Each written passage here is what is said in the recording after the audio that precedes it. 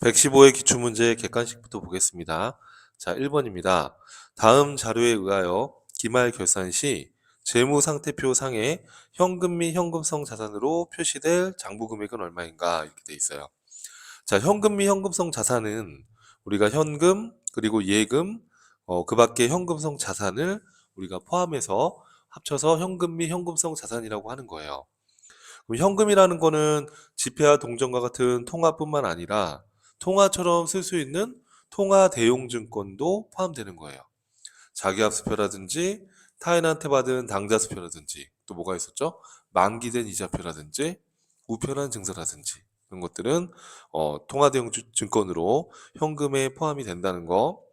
자, 보통 예금, 당좌 예금 이런 예금도 현금 및 현금성 자산에 포함이 됩니다.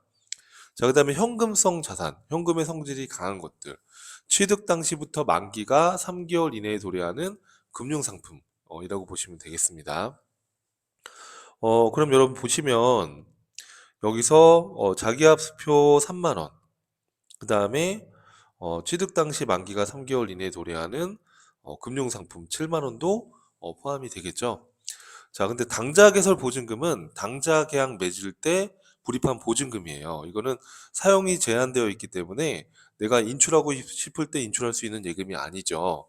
그래서 당연히 당좌 개설 보증금은 현금이 현금성 자산에 들어가지 않습니다. 자, 그러면 3만 원과 7만 원을 더하면 10만 원이 답이 되겠죠. 자, 2번으로 넘어가 볼게요.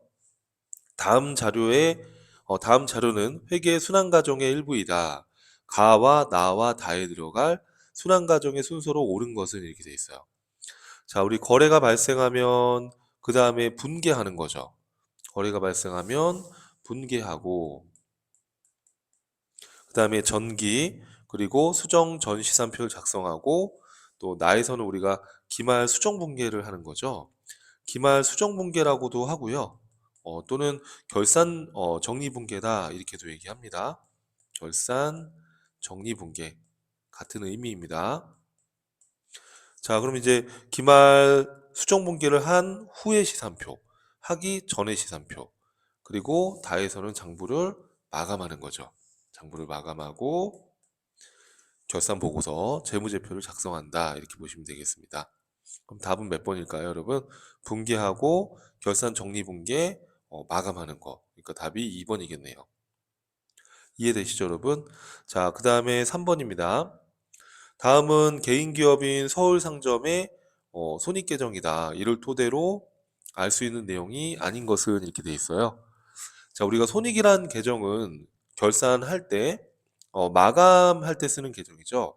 마감이라는 것은 이제 수익과 비용의 잔액은 차기 년도로 2월 되면 안 되기 때문에 12월 31일 날 대변에 있던 수익 항목들을 차변으로 보내주는 거죠. 그리고 대변에 손익이라는 마감 계정을 통해서 수익을 마감하는 거예요. 차변에 있던 비용들을 대변으로 보내주고 차변에 손익이라는 계정으로 비용을 마감하는 거죠. 그러면 여기 특이정에 보시면 손익의 대변에 있는 상품 매출, 이자 수익 이런 수익들을 차변으로 보내면서 대변의 손익으로 이렇게 지금 집계를 한 겁니다. 자, 그리고 차변의 상품 매출 원가부터 급여, 보험료 이런 비용들은 요 손익은 대변의 비용을 손익으로 집계한 거예요. 이해되세요, 여러분? 그래서 지금 대변에 집계되는 손익은 이제 총 수익이 되겠죠. 차변에 집계되는 손익은 이제 총 비용이 되겠죠. 그러면 예를 들어서 수익이 100원이고 비용이 70원이다라고 하게 되면 30원만큼 당기순이익이 난 거니까 그 당기순이익을 자본금에 보내주는 거예요. 이해될까요, 여러분? 그러면 지금 여기 지금 자본금 8만 원이라고 되어 있는 이 금액은 당기순이익을 자본금으로 보내준 거예요, 이렇게. 이해될까요? 그러면 이 자본금 당기순이익을 자본금에다가 대체해 준 건데 이 8만 원이 기말 자본을 말하는 건 아니죠. 그죠? 그래서 기말 자본을 말하는 건 아니다.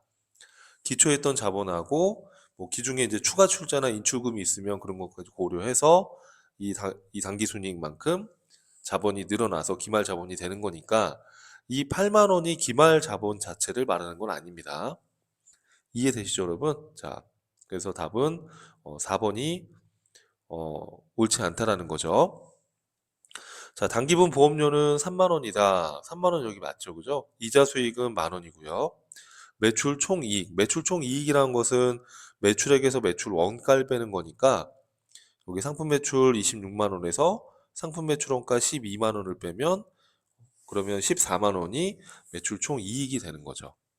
자, 이 8만 원은 단기 순이익을 의미하는 것이지 기말 자본금을 말하는 건 아니다. 그렇게 이해를 해주시면 되겠습니다. 자, 그 다음에 4번입니다. 재무상태표의 계정 과목만으로 짝지어진 것은 재무상태표라는 거는 이제 자산, 부채, 자본 항목들이니까요. 자, 지금 보면 미지급금, 미지급 비용은 부채죠. 그러면 부채만 되어 있으니까 답은 1번인 것 같은데. 자, 2번은 왜 틀렸죠, 여러분? 상품 매출은 수익이니까 재무상태표에 들어가는 건 아니죠. 감가상각비는 비용이니까 재무상태표에 들어가는 게 아니고요. 대손상각비도 비용이기 때문에 재무상태표에 반영되는 것이 아니죠. 그래서 재무상태표에 계정 과목으로만 짝지어진 것은 1번이 되겠습니다. 자, 5번 문제 보겠습니다. 다음 중 결산 시 차기 2월로 계정을 마감하는 계정 과목. 자, 차기 2월로 계정을 마감한다.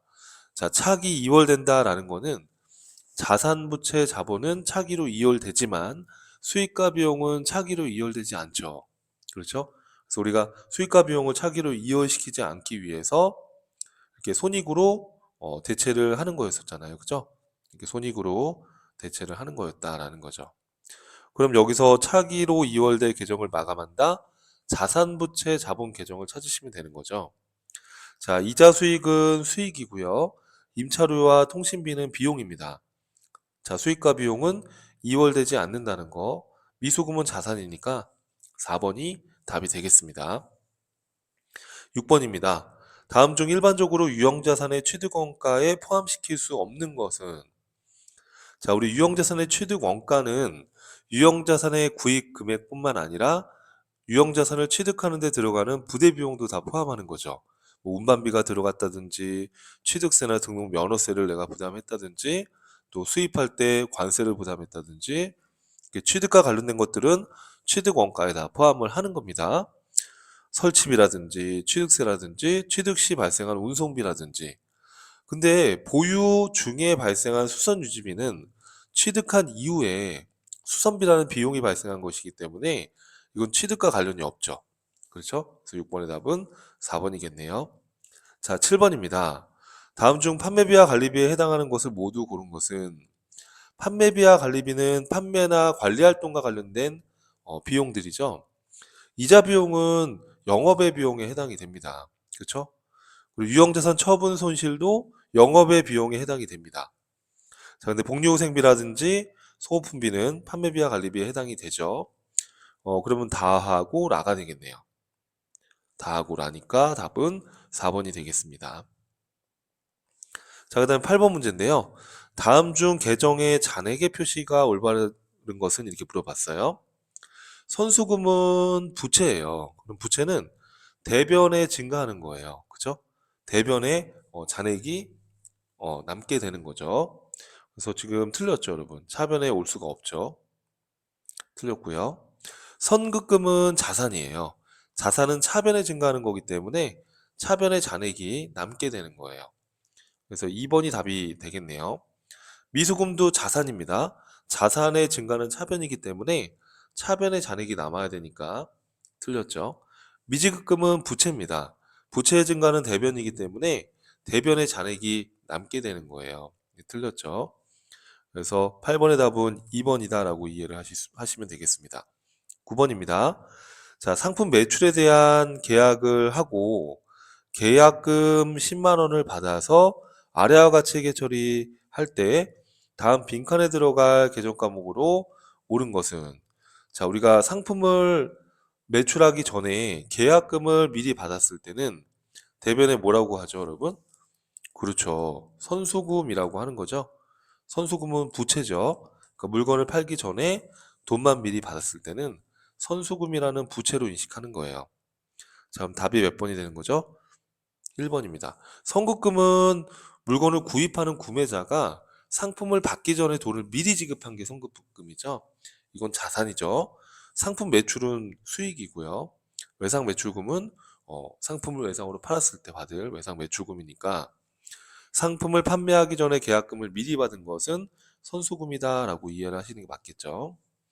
자, 그 다음에 11번입니다. 다음은 재무제표 종류에 대한 설명이다. 아래의 보기 중에 가와 나의 각각 설명하는 재무제표의 종류로 모두 옳은 것은 이렇게 돼 있어요. 일정 시점에 기업이 현재 보유하고 있는 자산, 부채, 자본에 대한 정보를 제공하는 재무보고서, 뭐죠? 재무상태표죠. 그죠? 재무상태표이기 때문에 요 잔액시산표라고 되어 있는 건 틀렸고요. 일정 기간 동안의 기업의 경영성과에 대한 정보를 제공해주는 재무보고서는 뭐예요? 그렇죠. 손익계산서죠. 현금흐름표가 아니죠. 답은 1번이었습니다. 현금흐름표는 일정 기간 동안에 현금의 흐름을 기업의 활동별로, 영업활동, 뭐 투자활동, 재무활동 이렇게 활동별로 나타내주는 재무제표 중에 하나예요. 현금의 흐름을 보여주는 거지 경영 성과에 대한 정보를 나타내는 게 아닙니다. 재무 상태를 나타내 주는 건 재무 상태표, 경영 성과를 나타내 주는 건 손익계산서입니다. 그래서 11번의 답은 1번이었고요. 12번입니다. 자, 원칙적으로 감가상각을 하지 않는 유형자산. 자, 우리가 토지랑 건설 중인 자산은 감가상각을 하지 않습니다. 토지도 마찬가지죠. 토지. 자, 건설 중인 자산은 지금 취득을 완료한 이후에 사용하는 시점부터 우리가 감가상각을 하는 건데, 아직 지금 건물이나 자산을 취득 중에 있는 거니까, 사용하기 전이기 때문에, 어, 감가상각을 하지 않고요. 이제 완성이 된 다음에 사용하는 그 시점부터 이제 상각이 들어가는 거예요. 그래서 12번의 답은 3번이었습니다. 토지도 감가상각 대상 자산이 아니라는 거. 기계나 차량이나 건물은 우리 감가상각 대상 자산에 해당이 됩니다. 자, 13번입니다. 다음 자료를 이용하여 상품의 순매입액을 계산하면 얼마인가 이렇게 돼 있어요. 자, 우리가 상품의 순매입액이라는 것은 자, 우리 순매입액 어떻게 구하죠, 여러분들? 자, 우리가 총매입액에서 어떤 것들을 빼요? 자, 물건의 하자로 인해서 반품하는 거, 매입 환출, 또 값을 깎는 거, 매입 애누리, 또 뭘 빼죠, 여러분? 매입 할인, 돈을 조기에 상환해서 할인받는 거. 그래서 지금 총 매입액에서 매입 환출 및 애누리, 매입 할인을 뺀 게 순매입액이 되는 거예요. 그러면 지금 문제 보시면은 5만 원의 외상으로 구입했는데 8천 원을 할인받았으니까 내가 매입한 금액은 얼마가 돼요? 그렇죠. 4만 2천 원이다라고 이해하실 수 있겠죠. 자, 14번입니다. 다음 자료를 이용하여 기말 자본을 계산하면 얼마인가? 자, 기초에 1월 1일 날 자본이 30만 원 있었어요. 근데 올해 1년 동안 열심히 장사해서 당기 순이익이 16만 원이 발생했어요. 그럼 당기 순이익 난 것만큼 회사의 자산이 증가가 됐겠죠. 그럼 그것만큼 자본금이 늘게 되겠죠. 그죠? 그래서 기초자본 30에서 당기순이익 16만 원을 더하면 기말자본이 얼마가 되겠어요? 그렇죠. 46만 원이다 라고 알 수 있겠죠. 자, 15번입니다. 수익과 비용에 대한 설명으로 옳지 않은 것은 이라고 되어 있어요. 자, 여러분 급여는 영업비용에 해당한다. 맞습니다. 자, 우리가 비용의 경우에는 비용은 어떻게 구분하죠, 여러분들? 비용은 우리가 영업활동과 관련된 영업비용하고 영업활동과 관련이 없는 영업 외비용하고 또 개인 사업자다 그러면은 세금 비용, 소득세 비용이 있겠죠. 그죠? 법인은 법인세 비용이 있을 거고. 근데 이 영업 비용은 또 크게 우리가 어떻게 구분해요? 팔려나간 물건의 원가. 상기업이다 그러면 상품 매출 원가, 제조기업이다 그러면 제품 매출 원가. 또 판매나 관리 활동과 관련된 판매비와 관리비로 구분이 되는 거 맞죠? 자, 그러면 영업 급여는 판매비와 관리비에 해당이 됩니다.